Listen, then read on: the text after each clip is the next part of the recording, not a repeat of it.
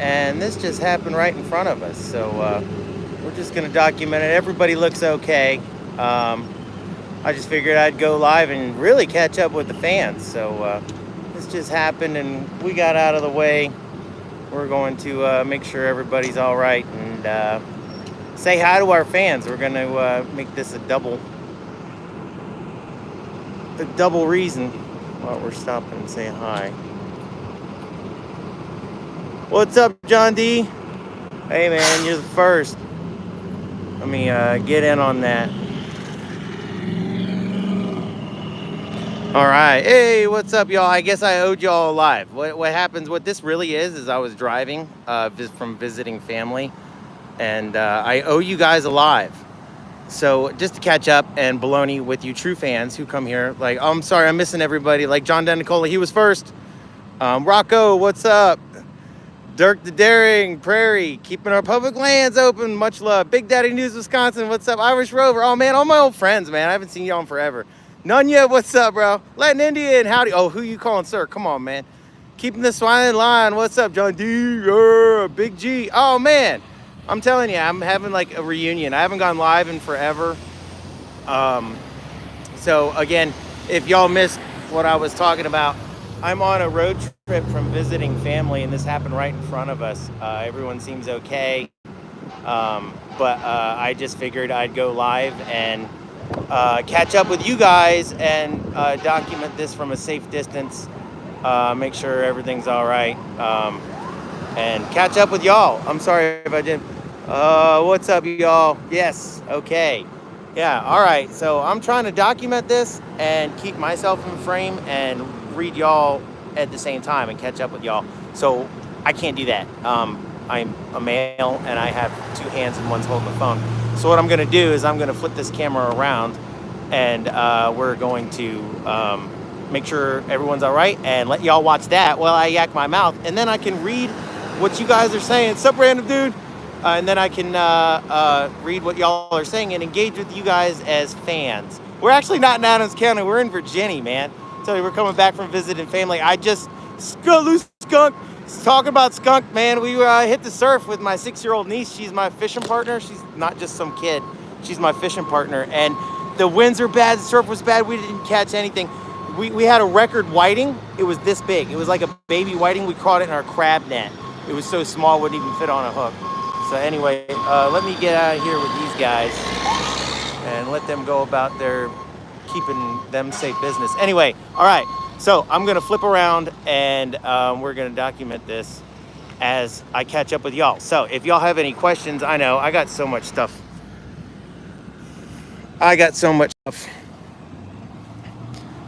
To get to catch up with y'all on. Okay, so I haven't put a video out in forever because I haven't had anything to update y'all on, and I've just been so busy juggling life. I don't even really want to get into what I've been getting into, but on top of that, in between that, then I'm a godfather, and I have responsibilities now, and I had to go visit my 2-year-old's. Yes, John Denicola, I'm getting to it. Dang, man, why are you gonna interrupt the flow of the story? I want to talk about my fishing partner's 6-year-old niece, but okay, fine. Brass tacks. Low dimes, what's up? Boing, kangaroos. All right.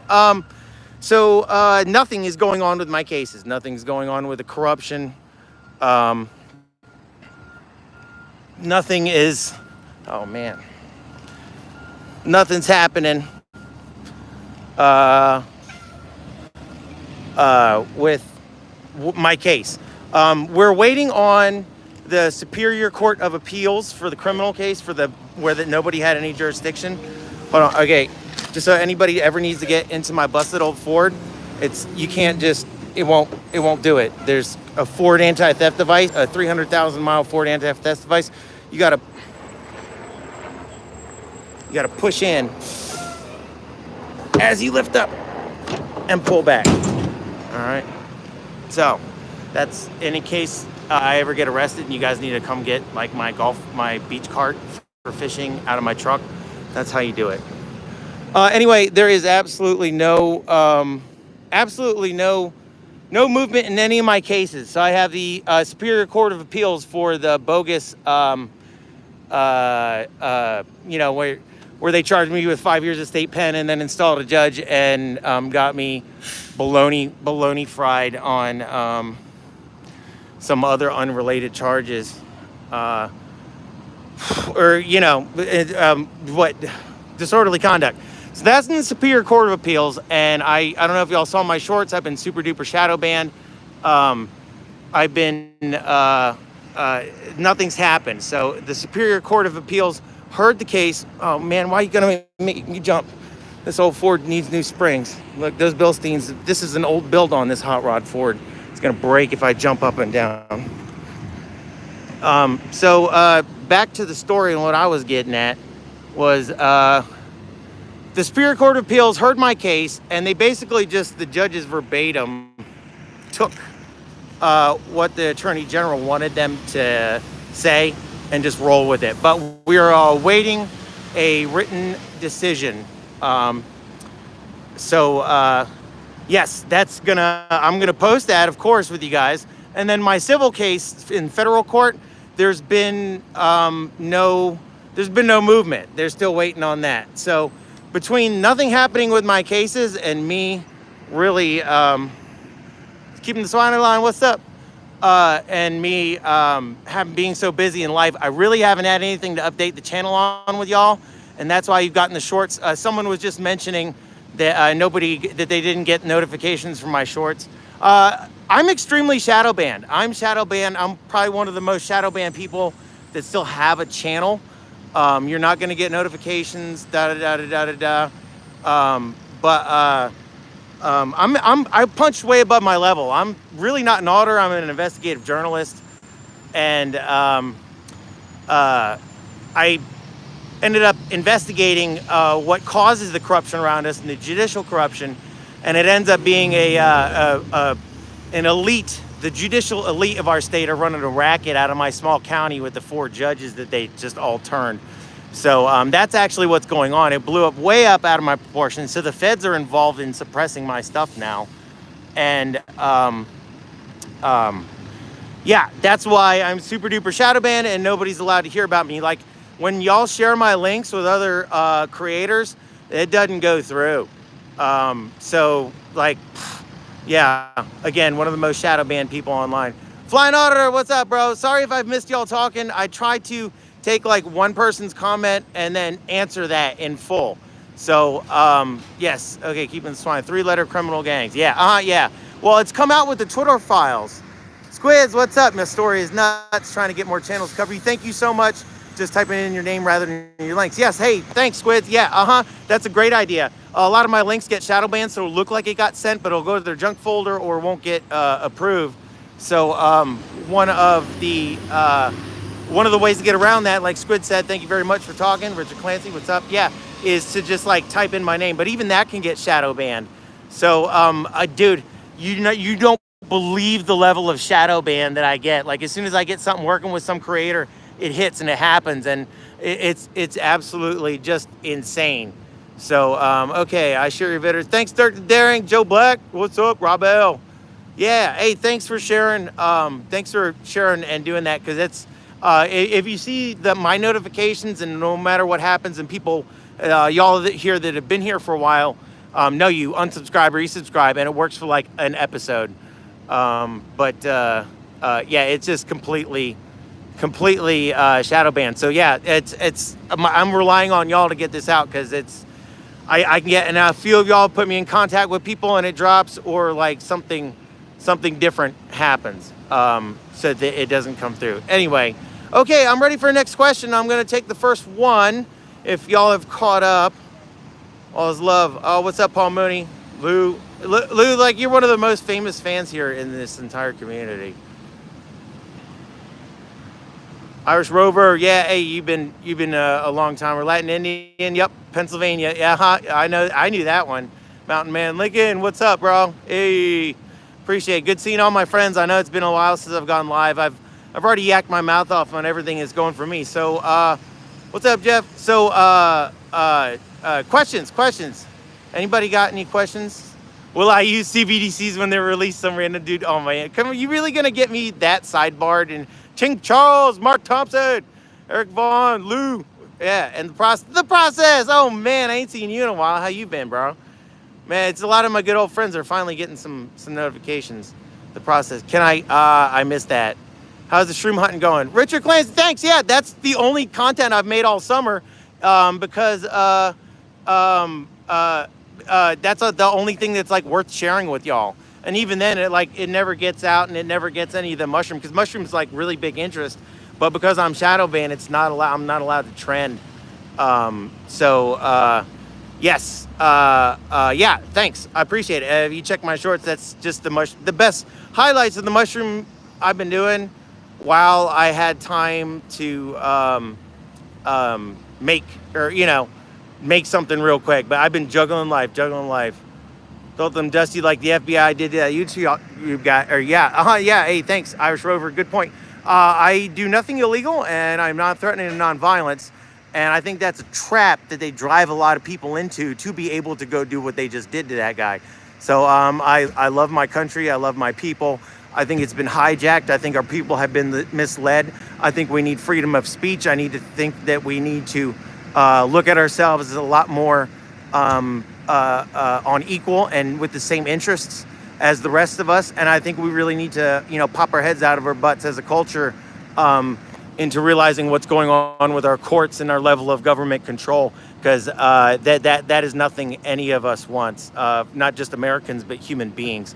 We all want to be free. And what's one of the sad things, I really feel like our government and our military and a lot of people who mean really good, they're being weaponized to profit an echelon class that's the same class that's as corrupt as that keeps us suppressed.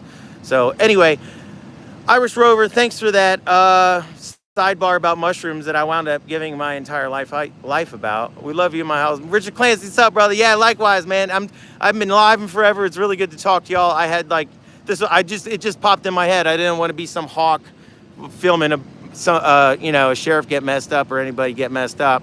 But I figured I'm like, whatever, man. Y'all can watch this, which is way more interesting, while I jack my jaw and we catch up. The tribe, man. What's up, buddy? That's one of my long timers right there. That's a Spartan. Mark Thompson. Don't harm your fellow man. You do all good. Yeah, agree. Brandon Mitchell. What's up? What's up? Alan Ansel. Whoa, hey. Oh, my friends from across the pond. I'm telling you, I have a disproportionate amount of subscribers from overseas. Which again, that plays with the shadow. King Charles, Misty, and Happy. Hey, thanks, brother. It's good to catch up with you guys. I've been so busy juggling everything else I got going on in life, and nothing's been happening with my case, and that's why all y'all have gotten are like mushroom shorts. And I like redid a funny one to Patsy Cline with crazy pants breaking in. If y'all haven't seen that short, that's like hilarious. She's a teacher now in Gettysburg. It's crazy. It's crazy. Squids, my cousins from the north. I tell you, Squids, I love telling this story, especially to connect, our cousins to the north, eh? We have a stereotype about y'all in America, if you didn't know that. And the stereotype is that y'all are overtly nice. I love my cousins from up north, and I feel it's a tragedy what Trudeau is doing to your beautiful country. I mean, y'all were like the most laid back people ever. And it shows Trudeau's a puppet of the WEF. And like, that's, if you guys go look at like Klaus Schwab, eat the bugs, talk about implanting people. He's put that's Trudeau's drinks off the WEF.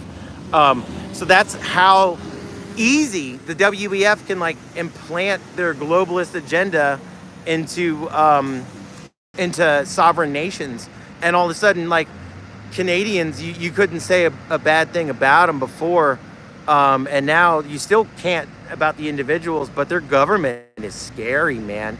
It's crazy. I feel bad because they're good people, man.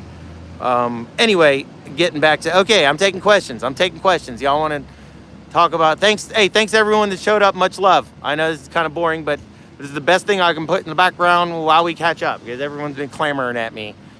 The flummox. I've known some garbage humans that are teachers. Yeah. My mother was an educator for 50 some odd years. Doctorate of education, special education, English lit. Like, she was She was somebody that saw the inside, and she was public, private, tutor, you name it. So I got to see my mother's analysis of the educational programs from the inside, and she was very critical of the way that especially public education is funded and mandated, and really turns education into a corporate thing. I don't know about y'all, but here in America, like 90% of what's spent on public education at the up through high school, 90% of it is like on facilities, healthcare for staff. It's 90% of it is everything except educating children. So if you think, hey, do you guys want to have the money to like 10 times our education budget? Yeah, sound like a good idea. Well, make it 10 times more efficient. I don't know. These are my thoughts. Okay, that was on education. Next question, man. Y'all getting to pick my brain while we jaw jack and I catch up with you. It's good catching up. It's good to see friends. I don't have many. Bill of Rights, what's up? Corruption report. Some random dude pilfered. Public funding. The tribe. Too many teaching degrees, not enough jobs. Yes, prone to corruption with that kind of competition. Oh, yeah. Oh, man. Oh, dude, there's a documentary come out, I don't know, about 8-10 years ago, about the District of Columbia's education system. And there was this gal. I remember what happened because I grew up in the area and I was a kid when this happened. And she came in and she tried to mandate, change and reward good teachers with extra pay incentives, and then discourage bad teachers so they leave the positions with admonished pay. And the teachers union wouldn't sign on to it. And this is like a district where the teachers union is so powerful that instead of like firing certain employees, they make them show up to like a gymnasium and they give them a kid's desk, and they just got to sit there for like 8 hours on the kid's desk. That's like their lives. I'm not kidding you. This is in a professional level documentary come out about 10 years ago about the corruption in the education system. And it's centered around the DC folk. So anyway, the angry watch now. Oh, somebody just said in Virginia. Yeah, we're in Virginia. Oh my goodness, you guys. Okay. Are you tired of looking at that? I'm gonna sit on Skankbait and do that over his shoulder. All right, you guys. Oh man, I just lost. Oh, Virginia. You wouldn't believe it because Virginia is like a southern state and they're very individual rights and whatnot. But because the DC area, spreads out into Virginia, Loudoun County, like right up the road from about where we're at right now. That's the county that was the one that went viral a couple years ago for the parents showing up to the PTA Association and reading the books in the elementary school libraries with pictures of boys giving fellatio to grown men, like boys, like not even teenager boys, like boys. And they're talking about this. This is in a elementary school library. So again, I'm not going off on crazy tangents, but that right there is grooming. You can radicalize words against yourself or whatnot, but I don't care, man. Even if you believe in having a trans kid or whatever, I'm about everyone's individual rights. That is not material that's suited for elementary school children. Like, no, man. And if you think otherwise, I don't want my kids around you, man. Like, all right. Anyway, that's my thought on that. But yeah, that happened here in Loudoun County. The teachers were reading the book off, and they got banned from the PTA meeting for it being too rotten. Okay, what happens to teachers that speak up? The tribe. I don't know. I'm not an insider. So egg score, ESG score lowered. That was a funny one. Yeah, dude. Super rare fungible tokens. Dude, you're hilarious, man. Yeah, yeah. And you gotta spend them by the next quarter. There's a million ways they could do it. What's up? Oh, and it's for our protection, so that after this next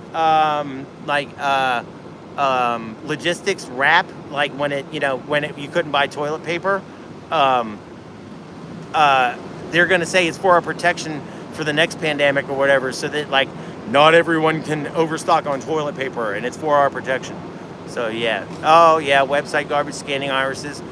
Snowden, if y'all didn't know, Snowden just did another interview, and gosh, I can't tell you who he did it with. Might have been Lex Friedman, I'm not sure. But he came out and he said what the government got going on right now is 10 times worse than what he exposed back with the NSA. So yeah, it's absolutely insane, the level of corruption and control that's been inflicted upon us by our federal government. And if y'all wouldn't believe it, it was Obama that signed that in. He pork barreled it into a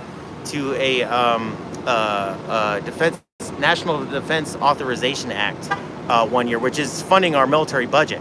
So, like, you know, everyone just sees the cover page on a $25,000 bill to sign. It's like, well, you gotta sign it. It's for the military. What are you gonna do? Not pay the troops? Who 50% of them qualify for food stamps. But it's, you know, I don't even want to. Anyway, that's what's enabled. If y'all didn't know, in 2015, Obama enabled the CIA to run psyops on us, and that's why 2015 things have gotten a lot more curtailed online. You know, a lot of our favorite creators, we're in the First Amendment community, so like I support left and right. You know, as long as you're reasonable people and you're the kind of people I'd like to call neighbors, and heck yeah, man, like move in and let's discuss this stuff. But that's why we've been so radicalized as a people, and that's why we don't have a middle anymore. We focus in on our small problems, and it's all a big psyop. It's all one big psyop to get us distracted from the ruling class and what they're doing to us in this nation. How do we keep getting back to that? Gosh, man. Okay, sometimes I have been unreasonable. Oh, we all have to learn. And that's why you need patience, and you need to try to convince people. You don't want to argue them. And if people are arguing, you got to learn the skills to disarm them and be like, all right, let's just, like, you know, hey, man, I was like this, blah, blah, blah, blah, blah. And the more you do it, the more you discuss, the more free speech you have with your neighbors and the people that matter and you need to discuss this with. That's how change happens at the local level. And you know, the tribe to come before the storm. Be prepared. Oh man, my arm's getting tired. I don't have my tribe. Yes, yeah, I agree with you. The tribe. I am building my food security network now. BF killing us softly. Divide and conquer. Yep. Website garbage. Yep. Destabilization. Robert Graves, what's up, man? Been a long time. How you doing, brother? Good to see you. But yeah, if you can't feed yourself and you can't feed your family, you'll do anything, to include willingly decide for your safety to sign up for the CBDC once the logistical wheels pick back up. Squids, do not know who runs it though. What? Runs what? I missed you. Bill writes the postmaster? Trick the daring. Less people will believe in having a master, the freer we will be. Well, a lot of them get goaded into safety, and I do believe it is mass psychosis, formational mass psychosis. Like people would rather go on pretending like society is the way that we believe it is, as opposed to Jeffrey Epstein diddling little kids and blackmailing both all members of our government and banks and ours, Virgin Islands even. I mean, it's just you'd have to really, at this point, it's like to not acknowledge what's going on. That's why you need to be able to discuss these important ideas, discuss them, not argue them, and get them across to people and get them investigating themselves, especially people that care enough to argue about it. Maybe they'll be the ones that will look at your links, or, you know, it just to see what's going on in the world and the level of control and how the American government's been weaponized against the world by the same World Economic Forum, or same whoever's pulling the strings. It takes a long time to come around to that and to realize it. And a lot of your own investigation. Because I'm telling you, man, hey, when the planes hit the Twin Towers, I watched the second one. I was in weightlifting class my senior year. And that was like early on in the morning. And we heard on the radio that a plane hit the Twin Towers. And I lived right outside D.C., like on the border of the country there. And then we heard on the radio, like, something hit the Pentagon. And we're like, what? And we rushed to English class, and we had one of them old wheelie carts, like old big TVs that you had to wheel around on carts and stuff. They were strapped to it so they wouldn't fall and kill kids. We reeled that in and plugged it in, and man, within like 3 minutes of putting CNN on, that second plane went live, smacking into the second tower. And I just, you know, my blood ran cold, man. So I guess that psyop worked, because me and thank goodness I came home, but a lot of my friends and colleagues and a lot of amazing people that really care about the world and what's going on volunteered and lost their lives and continue to do so. Now the people that be realize that, hey, after sending our sons and daughters to go die for useless stuff to fund the military industrial complex for 20 years, they get tired of that, and it hits the news a little bit, and regardless of what they try to do, so they realize, like, hey man, why don't we just get this really corrupt regime in Eastern Europe, the one we were planning on last time with the last administration, and what we'll do is we'll make them run around on the streets and kidnap their own people to put in boots so we can give them rifles and guns and say, die here, die there, so that at least that way the hundreds of thousands of Ukrainian civilians are far away from what the American public sees. That's my thoughts on the matter. I just, would like to see everybody over there well. Anytime there's a war, man, like, war's bad. Like, kids are involved in that.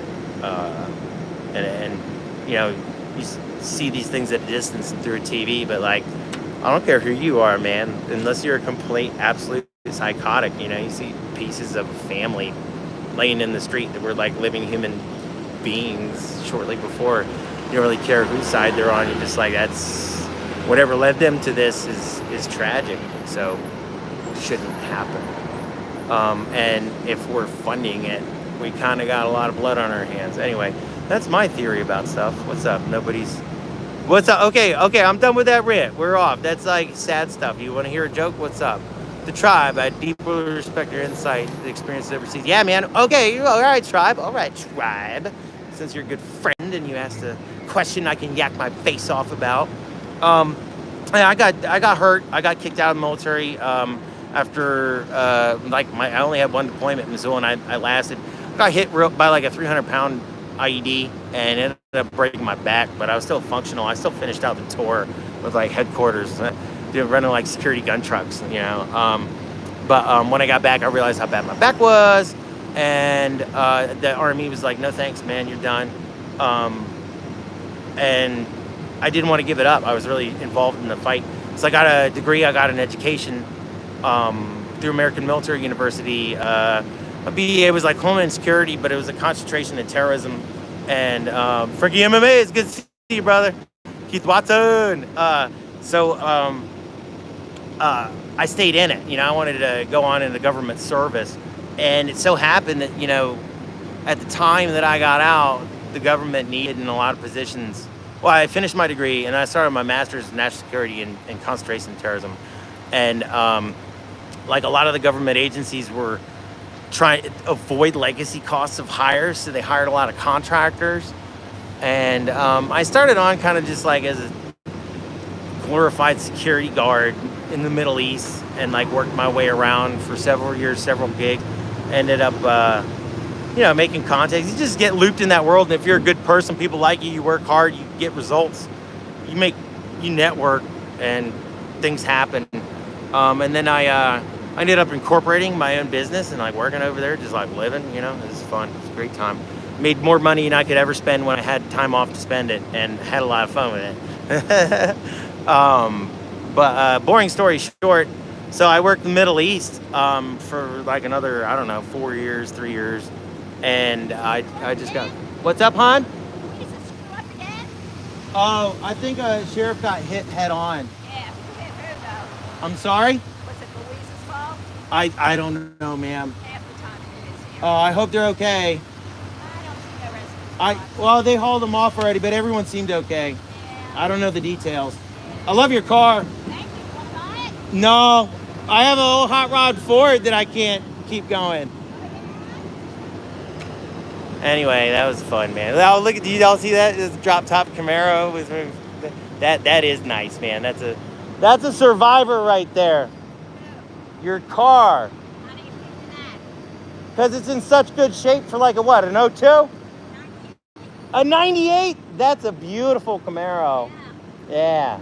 Thanks for driving it around. I love seeing it. It's a lot of pain in the ass, though. Oh, I know. I've only had it a couple months, and I've done nothing but work on it. And you can't find people to work on Yeah, I know.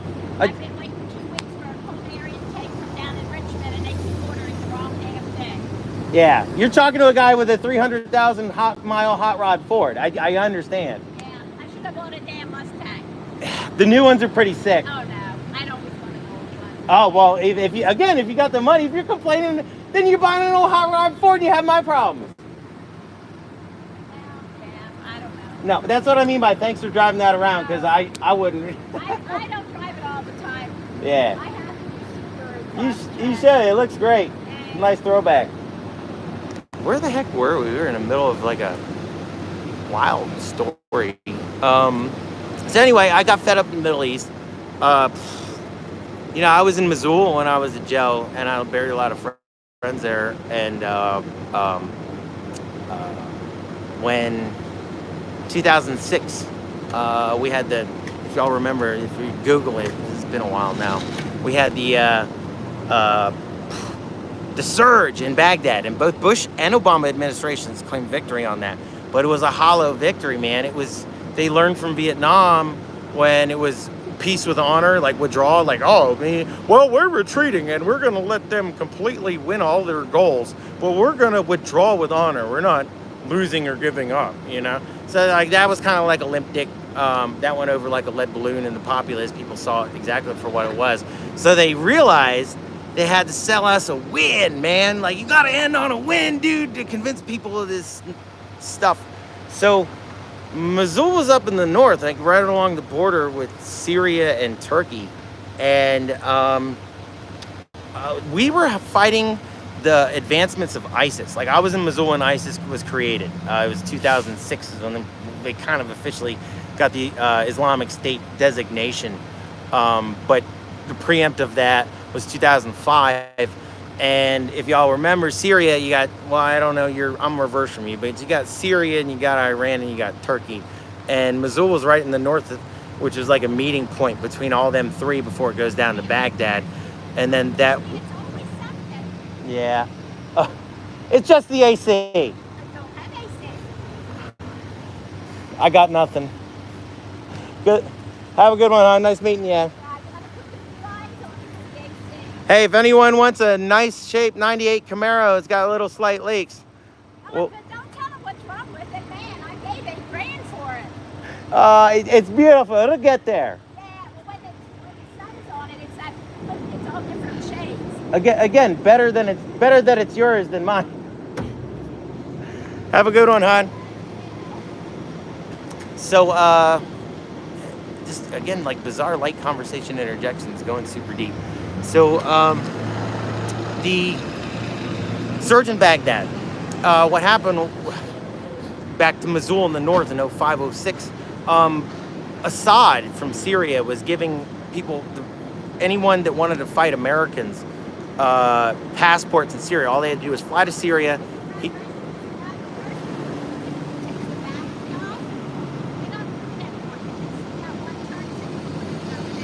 I gotcha. Okay. Yeah. I'm sorry, man. I'm like deaf in my right ear.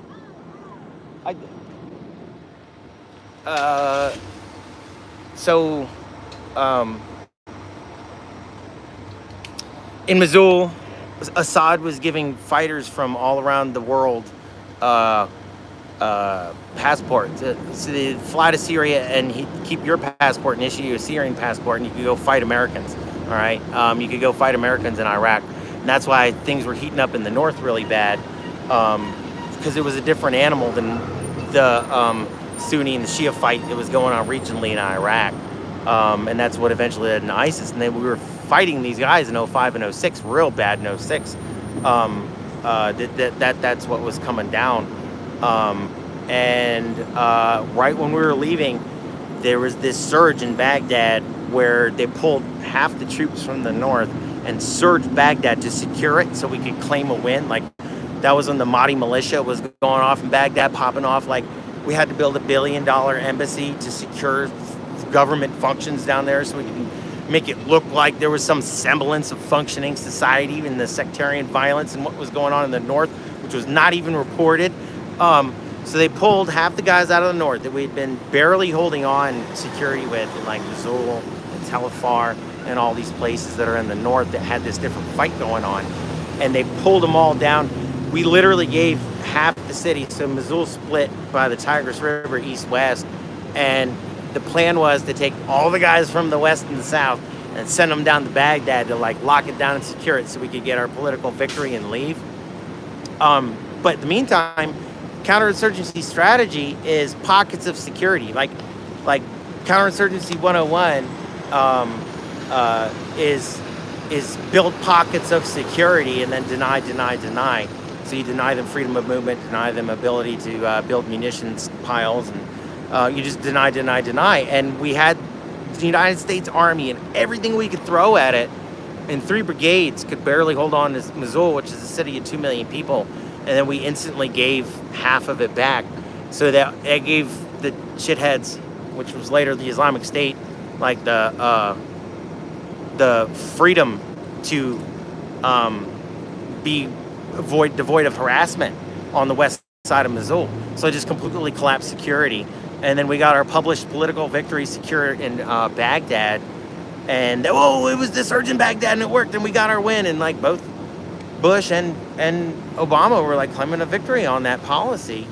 And what really happened was it just completely destabilized the north and everything we were doing up there. And that's where we got ISIS. So it gave the north to ISIS to like plan, and they stopped attacking the Iraqis. They stopped attacking the Americans. And what they did was they built like munition stockpiles and training stockpiles and safe houses and just the entire logistical network for that when we did leave, they could go assault in Syria, right? And that's where the Syrian war, when Assad got bit by their own guys, they got out of control.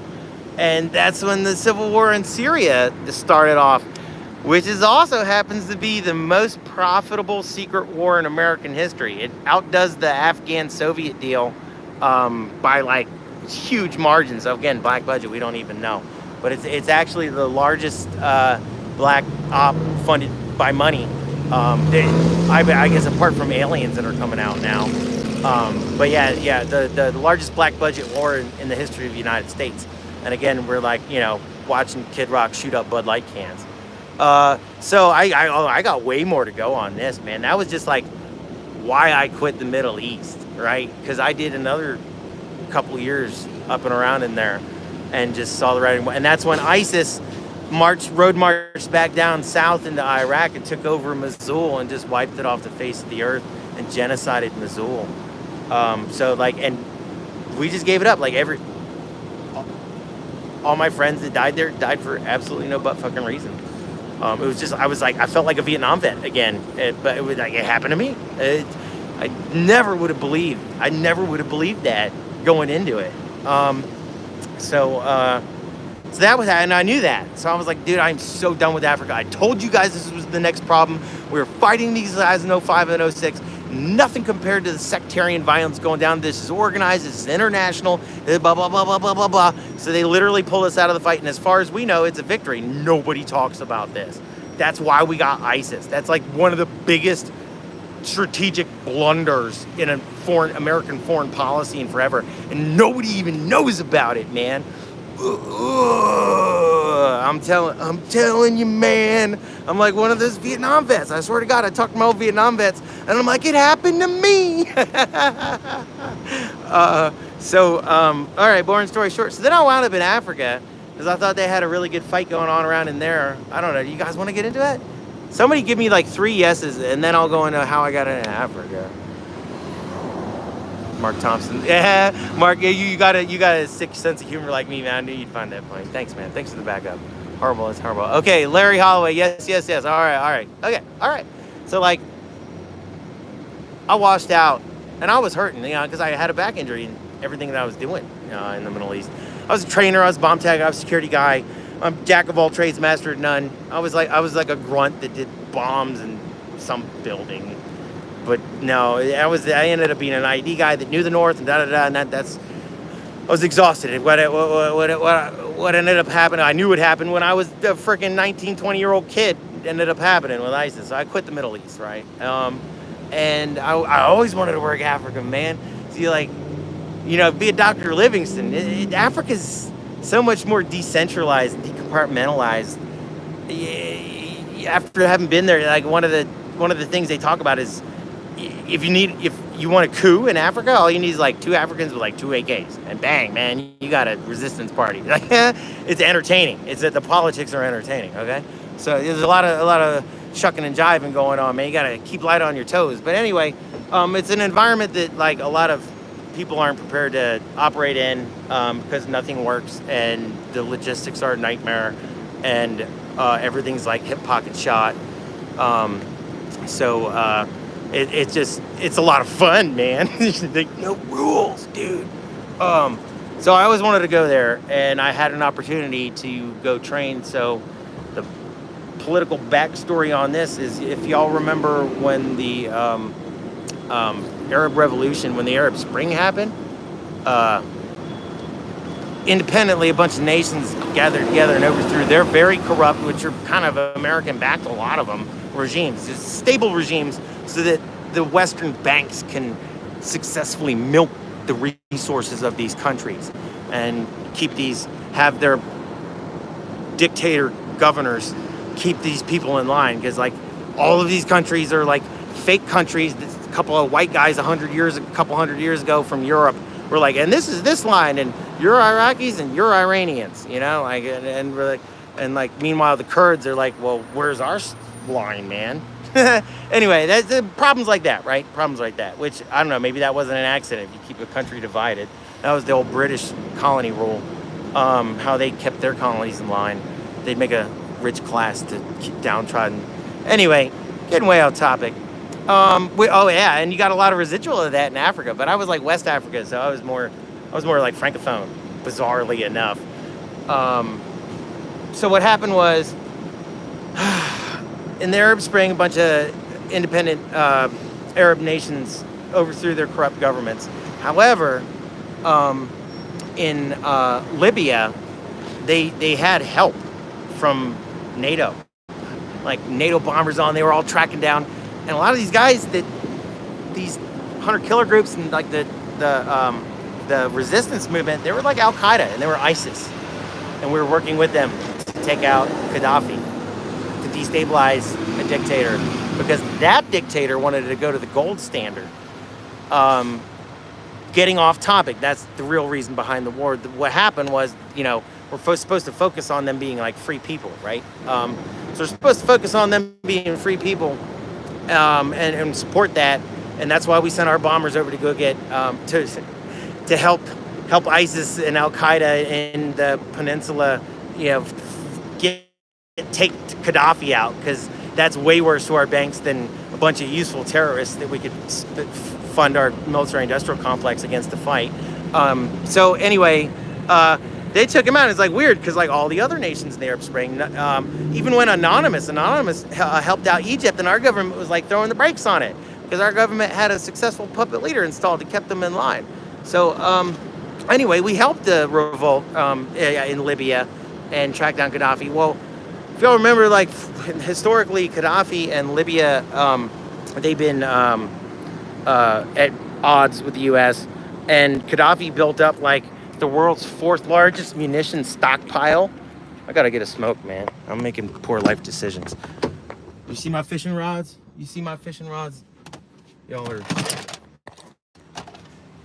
Y'all are seeing a different side of me.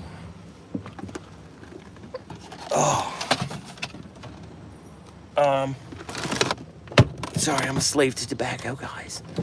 Nicotine techno. Okay, so back to the story. So why did we help out Libya? That's the backstory. But the thing to take away is we did, all right, and just like keep that in mind. And what it did was it freed up overnight the world's 4th largest munition stockpile. It disappeared. Oh, God, I'm trying to do too many things. It disappeared. So who is the only ones with the on-ground capability to make it disappear? And that'd be the shitheads. That'd be theoretically the ones we wouldn't want to get this fourth largest stockpile of munitions in the world.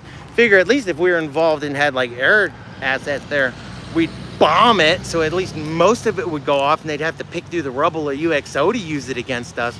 But no, we left it intact. That's just a personal analysis because, you know, I got started my master's in it was a net policy analysis. So like, you know, I can come back behind and be like, well, this doesn't make any sense this way, but it makes perfect sense this way.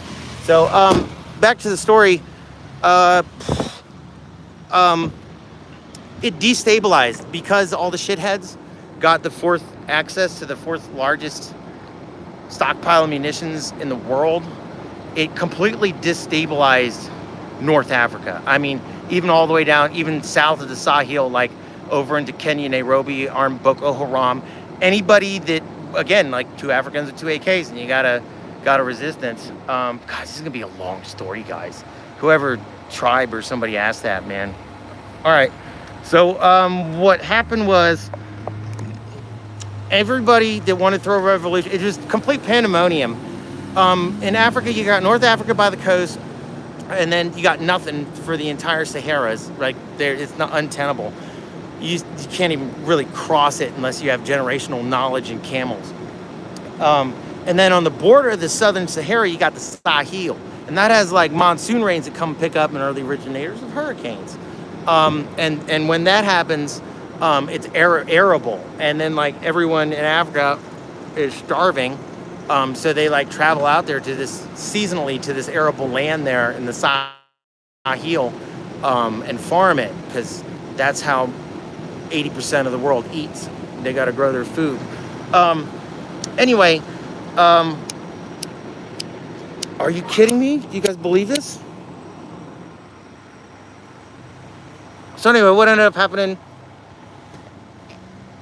was in the country of Mali, so like Timbuktu, like where that, you know, hear that? Apparently they're really rich in gold. They have, again, funny resources and we're interested in them. Yeah, what was this? Desmond Tutu? No, dang.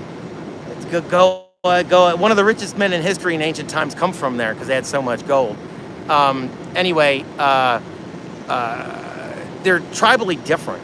So again, a bunch of white people from Britain a couple hundred years ago were like, in this line, it's called Mali, and it's like weird because it's got one down south. It's got like this little tiny shoe, like down south, like by the coast. It's like jungle, and they have like Bantu farmer ethnicities down there, which are like big, traditionally, you know, bigger guys. And then they have this whole population of the north.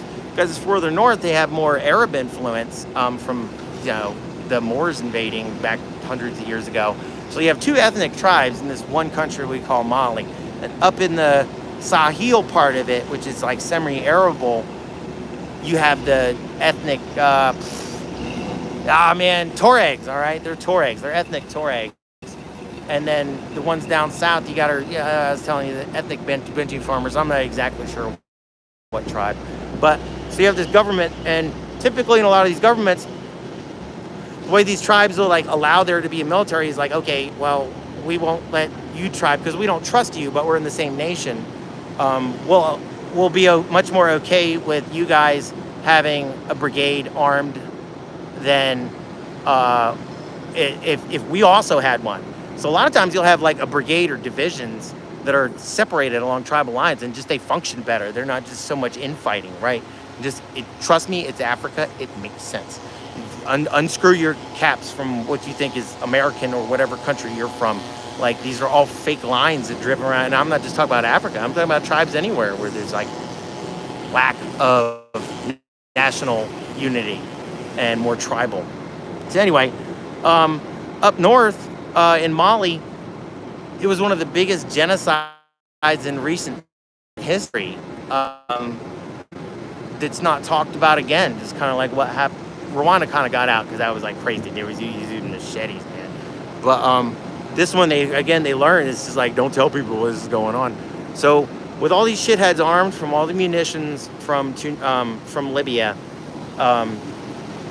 they were just like random. They didn't even have to be like Boko Haram or anybody. They'd just be like roving gangs of like armed guys in trucks, and they'd roll into a village of like dirt farmers and just like rape and pillage and just go completely wipe them off the face of the map. You know, like they're completely useless. Like, y'all don't understand how many people and how poor and how in the middle of nowhere they'll show up to farm like this nothing land, just to because there's like water there when the monsoons blow in. It's unfathomable to our Western brains. So these shitheads are going around there murdering entire villages, blah, blah, blah, blah. It's the biggest genocide in the 21st century. It's this huge, crazy, like, there's like one road that goes up that way from Niger, because it's the Niger River. It's like the only river that goes through there in that entire area. So like this one desert road that comes from Mali, they'd be lined up at the border, like whole villages would like buy a 5-ton truck and they'd pile all their belongings like in the bed of the truck, and they'd have like 120 people like mushroomed out over the sides, like holding kids on off to the sides, legs dangling and stuff. And some of these times these trucks wouldn't make it because like the village would get wiped out. So they're like coming to Niger, which beat out Haiti as the poorest country that year GDP. And they're coming to Niger because at least there's a river with water. And like it's cut through the sand, so it's got like 300-foot cliffs on either side of it. So you have some water and some shade and some green, and that's where they're trying to make it. Because like there's no UN, there's no UNESCO, there's no UNICEF, there's no support for this. There's no refugee camps. It's not there. This is just like it's just not happening. There's no capability to deal with this.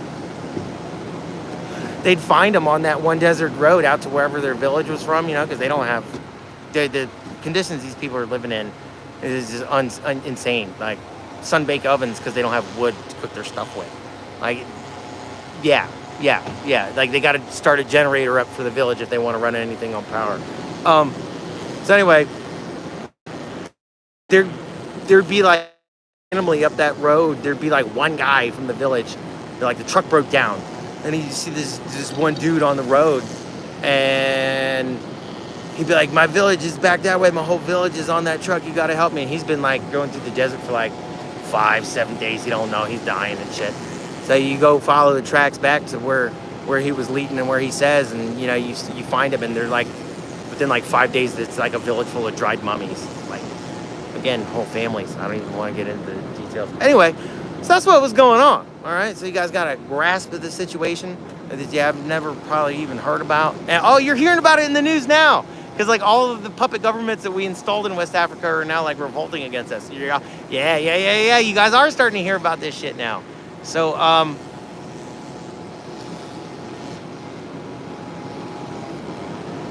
the northern tribe in Mali, the Tuaregs, ethnic Tuaregs,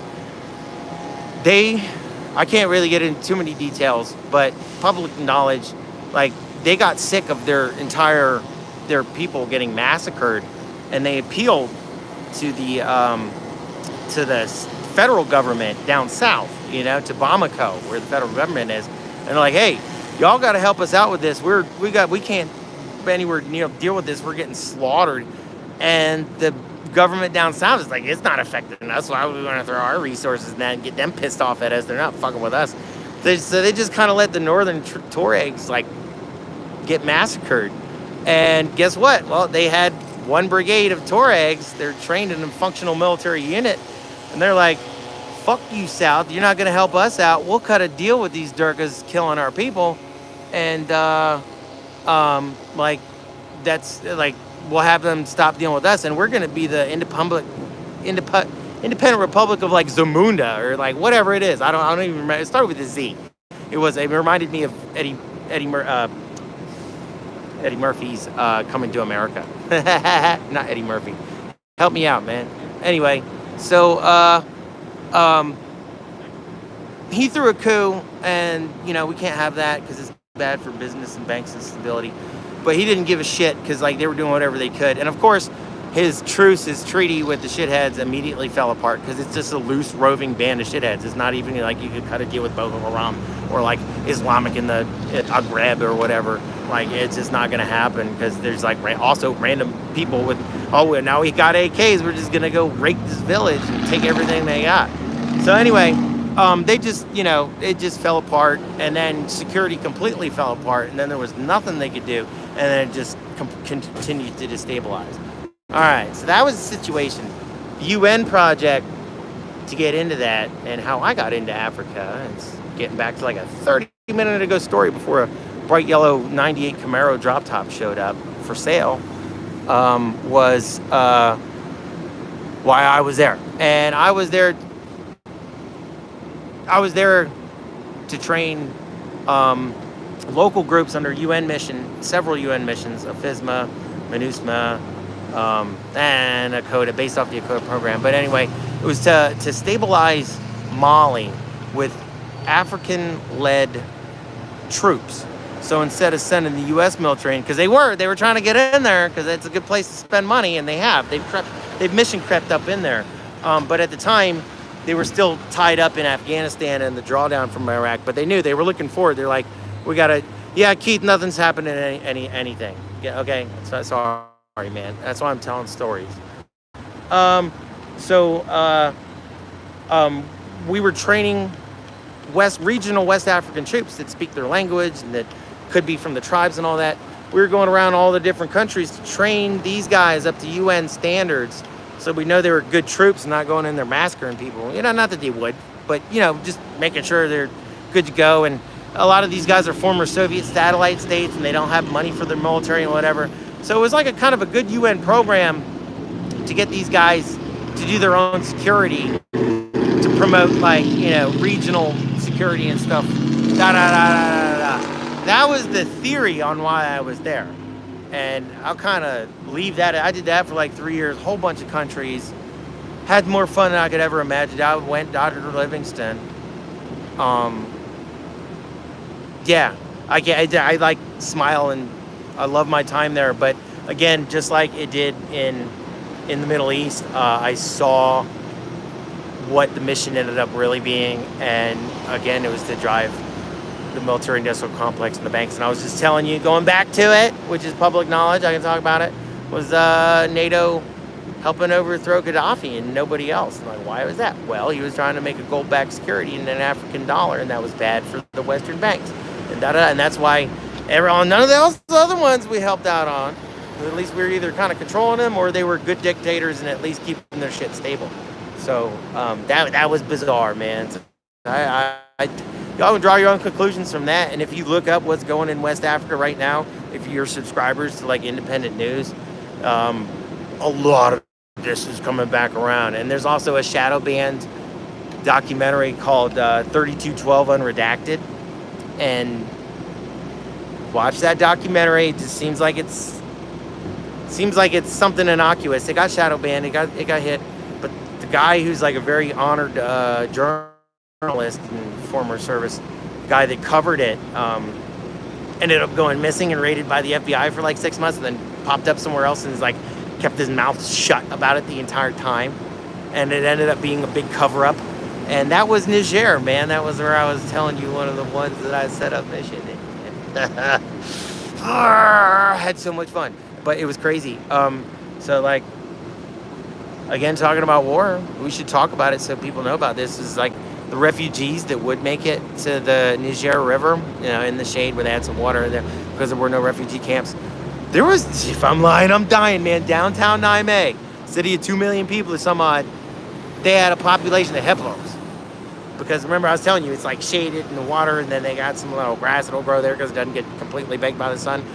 They had a native, completely independent population of hippos that would like populate the river right there and like go up and down and eat the grasses and whatever the hell they do right there.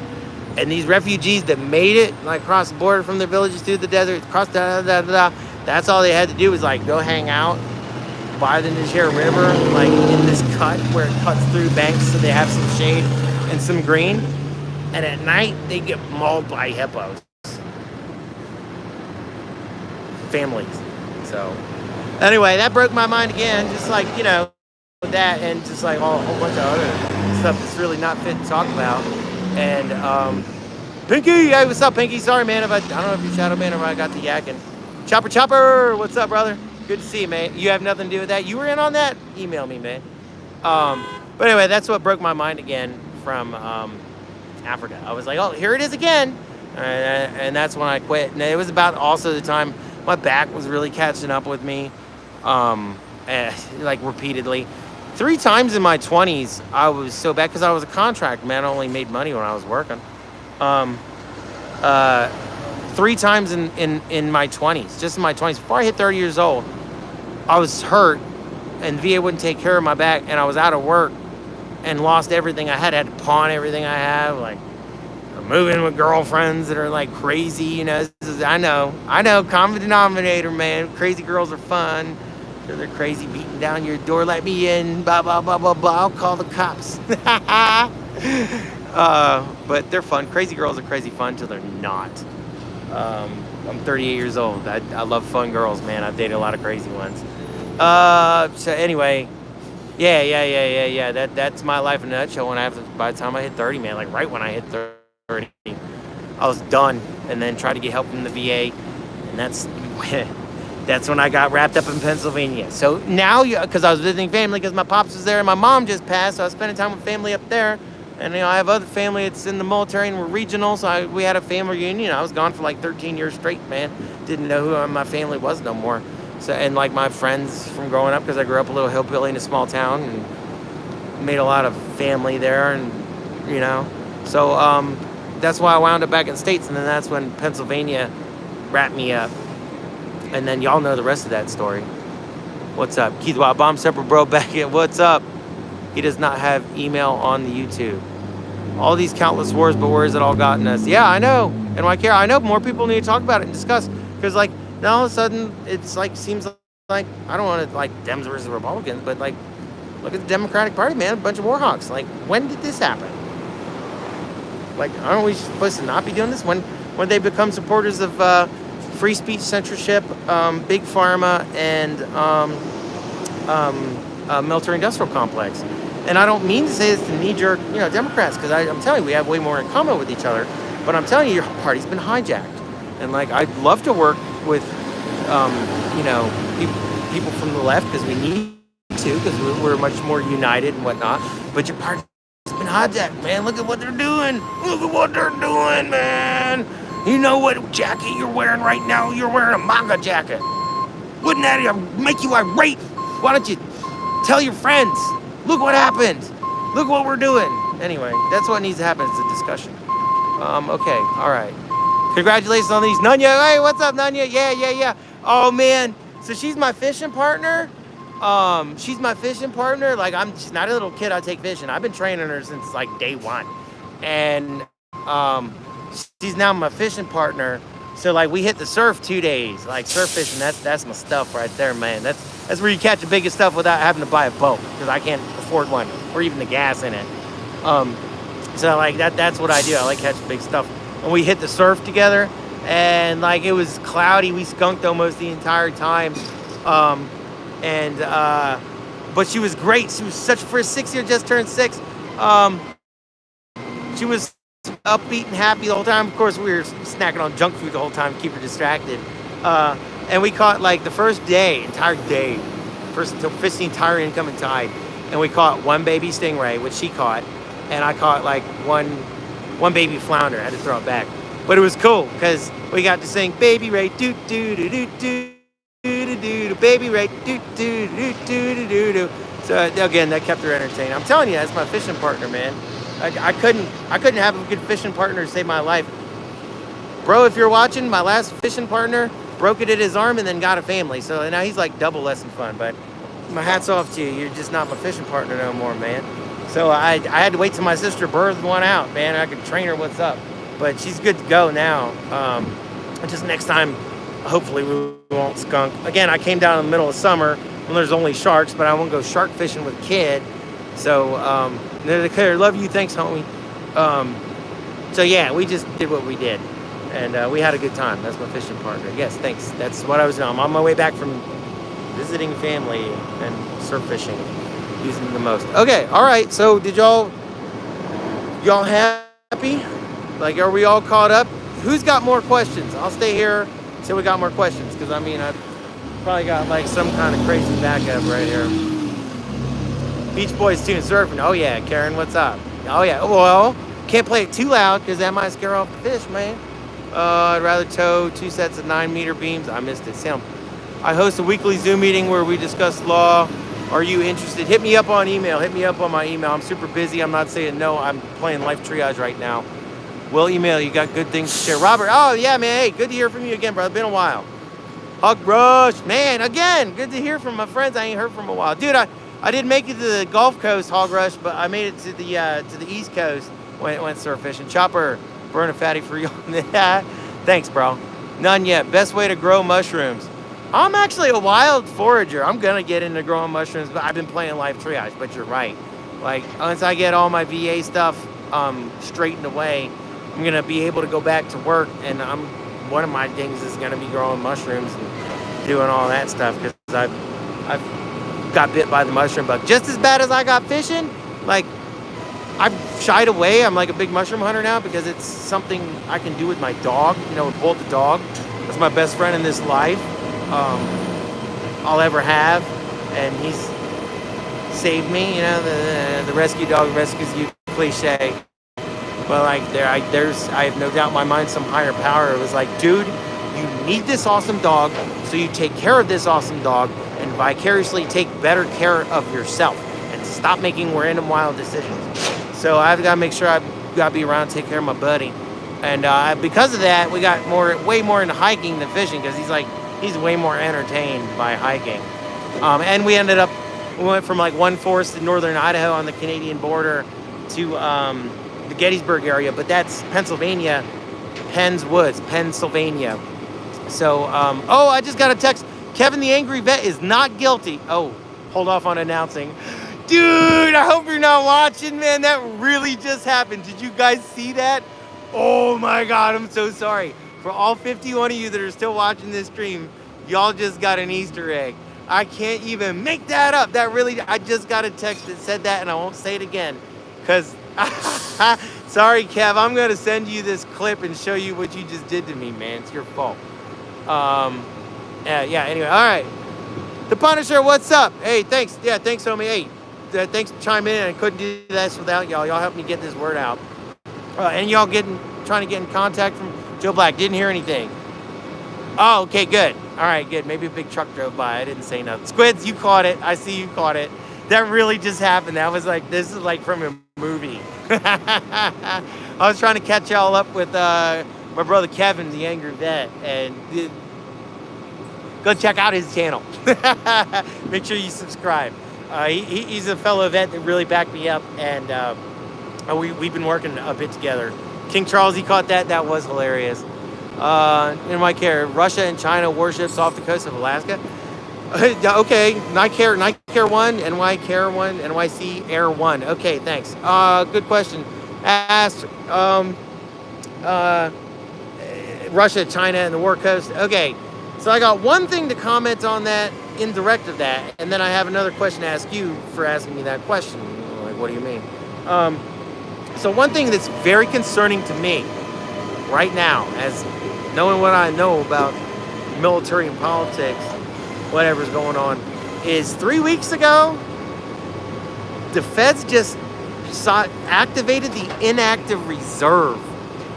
Y'all, this is one step short of a draft. The shade's coming off for this one, man. This is scary to me. Shade's coming off. This is one step short of the draft. If y'all don't know what it is anytime you sign up for any military branch of service, don't care, you mandatory sign up for 8 years. Now, like strenuous positions like infantry, quick die positions, you can do an enlistment like 3 years or something like that. But like, nuclear bomb technician or some shit, they're not going to want to invest that much money into you without getting like 8 years out of you. But regardless, if you sign up for the Department of Defense, you're going to do your contract active time. Like I'm going to do 3 years active time. That's what I did. I was combat engineer. I figured I'd be able to at least, get one rotation into Iraq in a year, or Afghanistan at the time. Iraq hadn't happened yet, or in 3 years. Anyway, but the other time that you're not active duty, you're inactive reserve. So if a war happens, they can immediately call you up and you're going to war because your skills are still fresh as a soldier. that's scary. That's one step short of the draft. They were actually doing that in the last war when I was getting out, like 05, 06, 07, up in there. But they were only doing it to combat arms MOSs that they really needed. So like only like infantry, combat engineers, bomb steppers, like people that they really needed. It wasn't whole fleet or service wide. I'm sure Marines, I can't tell you, I wasn't a Marine. But I'm sure, anyway, me personally, us low level, bomb steppers, like, those got that kind of bomb stepper, like IEDs was what was up. So we were getting chewed up and they couldn't keep us in because everyone wanted to go out to like live and they couldn't keep numbers up. So they pulled us up on an active reserve. So like, yeah, I don't even want to get in that. I got a brother that got life ruined by that. And they didn't even trust him, so they sent him to Kuwait to do security to free up other guys to do war fighting. So he got his life ruined. Oh, and he was a Purple Heart guy. And he didn't have to come back and finish his deployment out with us, but he didn't want to leave us alone. So he had neck surgery because he got a prick piece of bomb in his neck, and he could have stayed home, but he chose to come back out with us because he didn't want to leave his team high and dry. They ruined this guy's. He got out honorably afterwards, finished the deployment, and got a good job and started a family, making 6 figures, oil job down in Texas. As a lot of Texans take care of their vets, and got called up in IR and lost that job and lost all that, so that he could go sit in on a fob in Kuwait as QRF, like, no combat, no nothing, just so they could free up combat troops to go fight the wars. That's a true story. I don't know where I was going. Oh, IR. So that hasn't happened like since we were double warring, double digiting, recall, doubling up on screwing troops. Hasn't happened since like, I don't know, I couldn't give you the exact date, but probably like 07, 08, from the heated times in the Iraq war. Even though they withdrew later, they dropped mission a lot. Anyway, it hadn't happened since then, and there was a reason, because we had 2 wars going on. 3 weeks ago, the feds, I guess it'd have to be a Biden, because it'd have to be the commander-in-chief. Yeah, unless they made some lower general do it, probably illegally. And then again, commander-in-chief is a misnomer, because only Congress can authorize it goes to war. So how is our president the commander-in-chief of our armed forces? Ever think about that one? That's one of them little ones they slipped in there a couple years ago.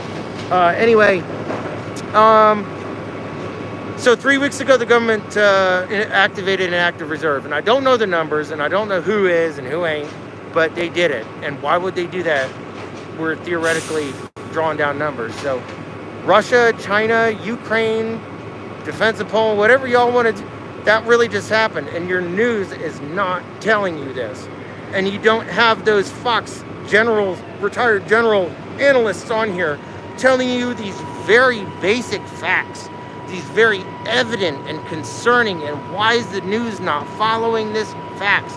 And all the guys, the retired this and that, policy analysis, former intel, and all these such smart people, they ran our governments for us into the ground, are not coming on your news to tell you what the hell going on. And this is something this absolutely concerning. So I'd hate to answer whoever in New York City Air, NYC Air 1, I hate to answer your question with a question, but that's going on. So what do you think they're doing that for? Yeah, Russia or China? I know, back to square one. The Punisher, not for virus control. Okay, no, thanks very much. The Punisher, yes, great. Okay, so that gets it back to me, where my theory is it doesn't matter what the widget is. Okay, if you want the boogeyman to be Russia or China, if you want the boogeyman to be global warming, if you want the boogeyman to be oppression of transsexuals and whatever, more power to you if that's how you get off, man. But like, if you want to focus on all that stuff and not focus on the fact that we're about lining up, poking the bear with 2 nuclear armed powers, I would think that there's a reordering needed in our give a craps. And it's so evident if you analyze it from the perspective of the news. I was just getting on you guys about that. Like, Where's our Fox News analysts, retired generals saying, like, what is this? This is very evident. All y'all understood what I just explained. And I don't know where it's going to go, but all y'all could easily follow that, having no idea what IRR is. And we got no pundits telling us how discerning it is. So, yeah, Russia, China, who knows? But again, whatever widget it is. Apparently, there's like some new hemorrhagic fever going around. Could be. What about Alex Jones is talking about? They're going to attack our power grid and say that it's a Russian, Chinese, what do they call that? Cyber op. They cyber attacked our power grid. And what that's going to do is it's going to, collapse everything overnight. And Alex doesn't get into the details of what that's going to do. I mean, it's going to shut down society and our logistics program. In 3 days, grocery stores aren't going to have food. There's going to be absolute pandemonium, which could be part of the plan. And y'all know they're pushing this CBDC thing. We talked about it earlier. What if they shut the power off for like a week or a month and we didn't have food? And the government's like, all right, we got the power back on and we got food coming. But remember last pandemic when people hoarded all the toilet paper? Well, we can't have everyone hoarding all the Frankenbeans. So what we're going to do is half the American family households are on food stamps. We're going to give you these food stamps and more and everybody else, but everyone's going to need to do it. And we're going to give you this CBDC card and put whatever benefits you have on it. And that way you'll get them easier. And we can make sure that nobody buys your toilet paper out from under you and stockpiles it. It's for your protection. So again, that's my analysis on it. I went deeper than Alex. Alex was saying this is what he's hearing in the winds. That's my analysis of it. So again, and you could have that through war with Russia, war with China, a cyber attack, this or that. Aliens invade. There's Project Bluebeam. If y'all don't know about Project Bluebeam. But I'm talking about all these conspiracies for about the past, since 2015 when our Barack Obama allowed our intelligence services to run psyops on us. Since about then, crap, I lost my train of thought. Since about then, what was I just talking about? I need someone to type. I had a really good one. Damn it. PSYOP 100. Oh yeah, in the PSYOP and warned about. Oh yeah, we're not allowed to know or think or any of these wide out in the open thoughts, and like people are shadow banned. Bluebeam, thanks, bro. Bluebeam, all right, yeah. Bluebeam, yeah. All these conspiracies that were like since 2015, all these conspiracies that used to be conspiracies are turning out to be like true. There's like Hunter Biden laptop and the Trump-Russia collusion. Again, I'm not a Trumper. I don't think he's capable of pulling us out. I think he's trying. I think he's honest to God trying. But I don't think he's capable. Obviously, he supported Fauci and the vax. That right there is like, hey man, he got tricked. He's trying, but he got tricked. Like, okay. Anyway, so so all these conspiracy theories are turning out a couple years later to get proven. So you guys can call it what you want, but this CBDC shit and war with China, Russia, all this stuff, it's all an engineered psyop to destabilize and to get us to submit to control and other things after that. So it's wild. Scrapping 60s, rename, redudgeted. Oh yeah, okay. Project Bluebeam, thanks. Yeah, thanks, man. King Charles for keeping me on track. Project Bluebeam is one of those ones. And it's whereas, like, guys know about, like, Roswell and 47 and we recovered a craft and blah, blah, blah, blah, blah, blah, blah. Well, like, apparently, okay, so much more on it. But the word on the street of the conspiracy theory now is that, like, Black Shadow government, Lockheed Martin, Raytheon, got these advanced alien technologies and has perfected it and is now running around pretending to be aliens, even though it's our craft. But that's what's going on in Congress right now about the UFO exposure. They're like, what are these things? And why do we not know about them? But it's government approved. So again, shadow government, this, that, and the other. But Project Bluebeam was the government's plan, well, whoever's plan, to use these advanced craft to pretend like they was aliens. And they're going to attack so that they can unify us as a world against the aliens. and submit to CBDC and government, one world government control and da da da da da. So again, okay, there's another widget. What about Project Bluebeam and all this UFO exposure? That's what I mean. It doesn't matter what the boogeyman is. It doesn't matter, you know, your political, what it's meant to do is end goal. If it ends up being an end goal where it suppresses your rights and freedom and talking points and just keeps you locked in this useless struggle of crazy psyop, that's what it's meant to do. It's, you know, the government's never given up its control, rarely given up its control. You know, it's only taken more as time goes on because we get normalized to it. And now we're psyoped legally, completely. That's what the Twitter files is. Y'all go look up. Tribe. It's not the flying technology, it's secret, it's the power source. Yeah. Okay, yeah.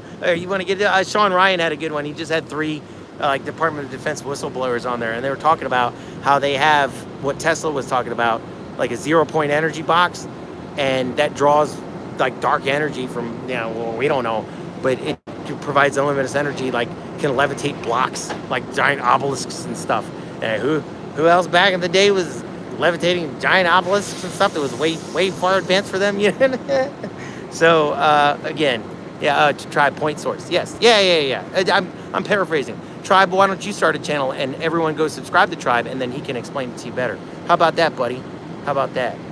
Thanks, Tribe, for putting up with my smack all the time. Squids, he even said they are responsible for the earthquake. Yes, in Christchurch, New Zealand. Okay, you guys, I'm getting so far off topic for my stuff. Go watch those 3 Sean Ryan show interviews. This a couple weeks ago, from the 3 DoD whistleblowers. They will open your mind, man. And this was what was just testified before Congress. So all these people he's talking about have testified before Congress.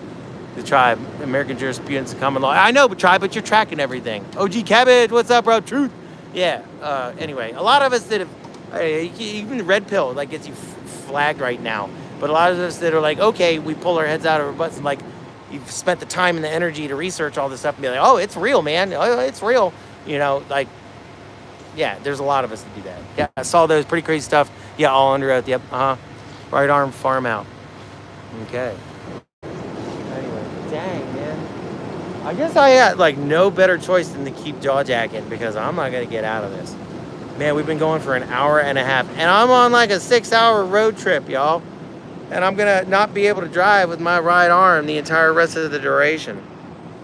The only reason I could do this is because I ditched Bullet. Bullet has a equestrian horse farm that he facilitates the operation of, or that's what he believes. So he's really happy there. So I was down visiting family. I could focus in on them and surf fishing instead of boring a dog to death on a hot beach. And like, he's kind of, I don't want to say he's not young no more, but you know, he's not a puppy no more. So like, I gotta take care. It's okay. It was fun. Oh, what? Going on my story travels, doing my head movies. What's up? All right. Anybody who's somebody new to the chat don't know that nothing's happened in my cases, and that's why I have no updates. I've just been life juggling, busy as crazy, and that's why y'all have only gotten shorts on like mushrooms. Any questions? What's up, man? We're fixing the world here from the bed of an old hot rod Ford piece of crap. Fun win runs, pick up. How do I get your email address? Salema Abram. You go to my About tab. It's just the channel's name at gmail.com. But you can also hit my About tab and hit the contact button and it'll pop right up. You can highlight it, paste it. But I'm also majorly shadow banned. I don't get a lot of emails. I don't get a lot of emails with links. And I love everybody in this community and I'll network. But I'm telling you right now, don't have the time or capabilities to follow other people's stuff. I do network though. I put y'all on the list and hey, I got a buddy that covers this. I got an asset with this. So email me. So yeah, yep. Likewise. Thanks, bro. Team. Who else? Any other questions? Salam, was that such a good juicy tidbit you can't ask us in front of everybody, man? I want to have you as a guest on my law meeting. Yeah, email me. Again, I'm juggling life like crazy. I can't lock into anything. But yeah, email me for sure. Cool. Hit the like button.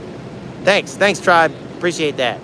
Yeah, I've just been jaw jacking. Literally, I did this like for y'all. I was hoping like maybe the thumbnail would get a lot of people to click. but I'm shadow banned. So for all 55 of you, and apparently a couple hundred along the way, thanks for showing up. Much love. I could not do this without y'all. Hog Rush, I missed it. Brett J, did you hear about Wyoming PN Sheriff resign over some video? No, yeah, I've heard bits and pieces. No joke. Let's see a contact tab. Yeah, I know. I'm shadow banned, man. I have family and friends that say the same thing. If I get on Facebook, I'm immediately terminated or shadow banned. I've done it like 3, 4, 5 times, different accounts and stuff. It's just living with it. And then like the most frustrating thing is a lot of y'all will put me in contact with these people that are like legit. And then I'll get shadow banned and our comms will get lost and dropped and won't go through. Well, I don't even want to suggest it happens. It'll make me sound even more full-headed, but it happens a lot. And especially the more regional they are. Like, for some reason, nobody has banned me talking with Flex Your Freedoms. Like, that's my brother from another mother. One of these days, we're going to go do some bizarre thing together, I swear to God. But, you know, that's one of my favorite people, let alone YouTubers.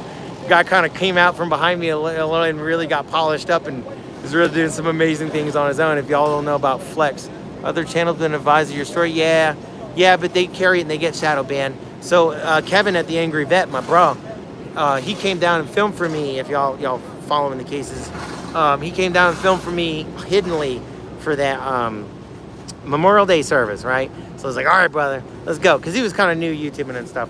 So we did our little, hey, this is this and this is this and this is this and this is how you are more effective as a YouTuber. And like I did a guest edit for him to a breakout video, hoping it would break out. That's where the veterans troll derelict veterans came from. And I was like, you do it on your channel because you're not shadow banned and you need to get your word out and you need help and and thanks for showing up and you're my brother and we got this and I love your fight. You're fighting the VA. This is awesome. You had my back. Like, I love the guy. Got nothing but love for him. He didn't even know me and he did this stuff for me. So I always got time for that guy. Anyway, we dropped it on his channel. They could get legs and stretch out and it got shadow banned. So, if y'all didn't see it, Veterans Troll Derelict Veterans, I did like a Jaws theme to it, man, and then there's a plot twist at 90 seconds with Kevin secretly filming the whole time. It's hilarious, dude. And yeah, there's a lot more video from that, but that was just a good edit we tried to do just to like get out there, you know, because it's such a good video, and it got banned. It got shadow banned. So, one of my tribe missed it, sorry. All right, next, what's up? Oh my God, man, I wish I had my tripod. Should have like tied this up with some fishing string on the end of a line sitting across from me in the truck bed. I'm sitting in skink bait right now. Getting a good vantage point. At least I'm sitting. The eye. I missed it, Hog Rush. What's up? Oh, y'all go check out Hog Rush's channel, man. You hunt feral hog down there in the south, right? That's cool stuff. Civil rights lawyer, yeah, all over. We last talked. Yeah, I'm shadow banned from him, man. I got you. Yeah, I know. Me and Brian have talked on the phone, and he said, hit me up when this happens. And I can't get through to the guy because it's happened. He couldn't jump on my civil case because he doesn't have the whatever check mark to practice civil law in Pennsylvania. However, if I had regional representation that did, he could jump on that case. So I got it now. I mean, we got the case and I can't get through to the guy. Just hit him up. Everything on my channel is free to use. Everything. I'm not monetized. I don't care. Use it. Make fun of me. Poke fun of me. Take my entire episode verbatim second for second and use it just to spread the word out there. This is what boggles my mind. All these creators that love to have watch time that are sitting in front of their own new audiences and that need to put material out can just take my material and run it. And they do whatever the hell they want to it. Like, hey, this is a guy, check him out. Or, you know, add or poke fun at me or whatever. Anybody can take it and use it. It gets my story out. This is beneficial to me. I am not monetized. I just need help. Yeah, Lackluster, we've talked. And I'm shadow banned from him. Please, go tell him. Yeah, he's a fella. He's a fucking medic. He's a doc. We talked. I have emails about it. I've hit him back up. I know I'm shadow banned. Guys that are my friends that I regularly talk with, we get shadow banned. That's what I mean. And it's really difficult. It's what it's meant to do is get you pissed off at them. But then it works. So I can't. I just have to realize it's the shadow ban and rely on y'all to get these people a heads up. Squids, what's up? I'm gonna clip that and see if anyone. Thanks, homie. Yeah, please. Whatever's clever. Creative comment button. Yes, I know, but also I need to be in case something ridiculously bad happens with it. I'd lose complete control. You guys need me to move? All right. You don't need me to move. We just asked. Love our firefighters and first responders. If y'all didn't know, my brother, like my older brother that I grew up with, he was a little podunk country boy, and he was our county's #1 volunteer responding firefighter for like 3 years in a row. But at the time, it was like that time in like the late 90s, early 2000s, when in that area of Maryland growing up, they had a lot of affirmative action going on. Because it was, for generations, you know, like they wouldn't hire many black folk. So I don't believe in affirmative action. I think the best person should get the job. But that's what happened. And for like, even though my brother was like, he was firefighter 3, EMT 3, he was like Captain America #1. He lived at the firehouse as a volunteer just so he could go on calls in between work and rack up numbers. And he couldn't get picked up in the fire department because they weren't hiring any white males. Angry Vet Audits, what's up? They weren't hiring any white males for, like, I don't know, the foreseeable future, and he needed a job, wanted to get to work. So he became a cop. My brother was a firefighter and a police officer. Would y'all ever believe that? Fire rescue is bombing you. I missed it. Say it again. I contacted Real News Network. Many Jakes and Just. Thanks. Yeah, thanks, Robert. Yeah, I know, Robert. Robert's gotten my out to Brian at Crazy Flicks or whatever the heck, and all that. Yeah, I know. It's my links are shadow banned and they don't go through, or they go through to junk folders, or you know, there needs to be like voice-to-voice communication or like reconfirmation if you got through, because I'm telling you, I'm shadow banned, man. It's that bad, and that's what I mean by I punched way too up.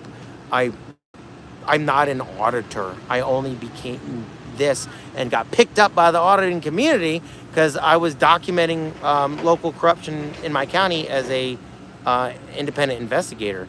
You all know what I did? Well, after they hid my triple attempted murder, that's when I started this whole Lincoln Square Leonidas thing, and I did it to start a local network of people, because I knew that you don't have that corrupt of an entire judicial system and that capitulation of all your pedophile protecting Pennsylvania police officers, every single one. You don't have that level of it that can hide your attempted murder that seamlessly and on several Walmart CCTVs, and it not be that corrupt that they don't do it to other people. So that's why I started a local network. They did it to the wrong guy. Like I can't get into a lot of the stuff I got in contracting with, but man, I got wrapped up and went straight up Dr. Livingston, and they did it to the wrong guy, because this is my life's mission now, is to expose them. They're gonna have to end me before I quit, or I expose them legally and peacefully. This is what's happening. So I started a local regional network, and people wrote in. That's why I was Lincoln Square Leonidas, because I didn't even have a YouTube channel at the time. I was dancing around dressed up as King Leonidas the Spartan, all half naked in the square, like with a skirt and all that, like bare feet, and like blah blah blah, Lincoln Square need help, blah blah, and I just got ignored and hated on. And that's when I started the YouTube channel, and like nothing was happening on it until like I published, because I had been retaliatory pulled over the entire time I came back. Like I went and got my truck down in Texas and then drove it back, and 4 days later, that's when that viral pullover happened. Keeping the Swan, what's up, bro? That's when that viral pullover of the National Chief Park Ranger Lachowski, that's when that happened, because he saw my truck parked and ran it. It's like, oh, it's Jake. I'm gonna sit by this one-way exit and mess with him. And that's when I published that video. That's when several people picked up. I mean, that went viral. Like every 6 months, it'll hit TikTok over in like Europe, and I'll have like, oh my God, what is this? You know, just out of nowhere. But that's where that came from. That I was just recording my first that was my first retaliatory stop. I was only back in town 4 days. Then they escalated after that. But they've since, after like half a dozen of them, they realized they were feeding me, and they don't anymore. So yeah, that's how that all happened. And that's how I broke out on the YouTube channel. And that's why I love the auditing community, because it was two guys, for I believe, got me out the best. Now it was John Felix, and he introed my song singing Sublime, and I'm a Sublime head. So and then I saw his videos and what he was up to and how he got wrapped up in blah, blah, blah, blah, blah. And it educated me a lot. Then, because I was like watching John Felix, thank you, John, his videos and whatnot. Then in my feed, I started getting like other popular videos and San Joaquin Valley Transparency. That was like, he was coming off of his channel getting banned, and he ran my clip on his News Now network, and that's the one that's like got viral and then got banned. It's like, you know, it shot up to like 4.5 million views overnight and then got clamped. And that's when the feds, again, the First Amendment, yeah, King Charles, yeah, yep, San Joaquin, that's family, bro. This is what I mean. I got picked up by the First Amendment auditing community. And again, San Joaquin takes really good care of Kevin the Angry Vet, man. So again, I love this community. I got picked up into it. I'm really not an auditor. That's why you don't see me do many audits. I put my camera out to investigate the corruption in Gettysburg. That's why I don't run a lot of other stuff on my channel. That's why I'm networked with people, and people hit me up. They're like, hey, carry this. I'm like, writing other auditors that follow this stuff. I'm like, hey, man, this looks like it'd be a good video for you, man. Here's these people in contact, blah, blah, blah, blah, blah, blah, blah, you know? So it's a community thing, and you network.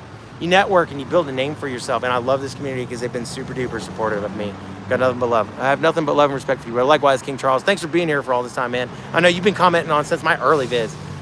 I straight exposed, yeah, thanks NYZ era. Yeah, more to come on that, on exposing their corruption. But like I said, I'm just so busy juggling life right now, and nothing's updated on that court stuff. It's not to say nothing's not come down the pipeline. I got amazing plans.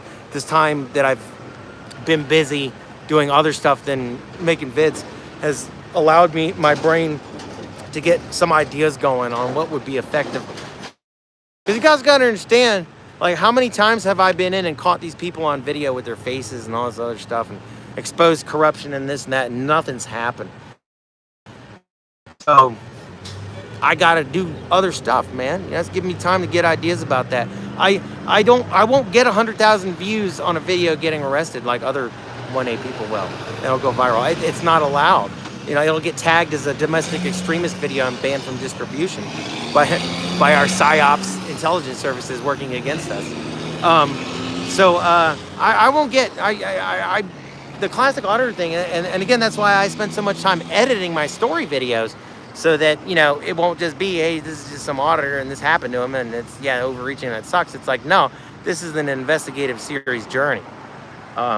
So again, that's why I spend so much time doing that. You know, I'll spend 3 weeks editing like a 12-minute video, man, you know, between planning it and filming it and this and that. And then it was like a 3-week production to organize people to show up to do this before that to get the film.